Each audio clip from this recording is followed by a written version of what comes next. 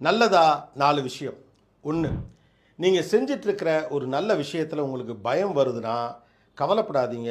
நீங்க அந்த விஷயத்த கவனமா, சரியா செய்யணும்னு உறுதியா இருக்கீங்க அப்படின்னு அர்த்தம். ஆனா, அந்த பயத்திலே மூழ்கிடாதீங்க. பொறுமையா அந்த பயத்த கடந்து வாங்க.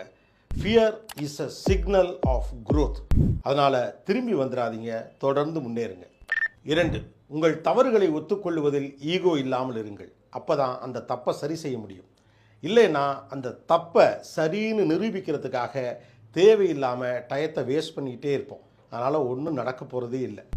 தவறுகளை ஒப்புக்கொள்வது தான் துணிச்சலின் முதல் படி. 3, லைஃபோட கேம் சேஞ்சர் கன்சிஸ்டன்சி தான். வெற்றி பெறுவதற்கான வாய்ப்பு, சூழல் இதெல்லாம் இருந்தாலும் ஒருத்தர் தொடர்ச்சியாக அதை நோக்கி பயணிக்கவில்லை என்றால் நிலைத்து நிற்க முடியாது.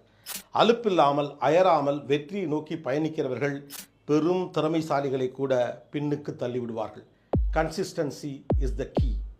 4, நம்ம கனவுகள் நனவாக ஒரு நல்ல காலம் வரும் அப்படின்லாம் காத்து கிடக்காதீங்க. அப்படிலாம் ஒரு காலம் வரவே வராது.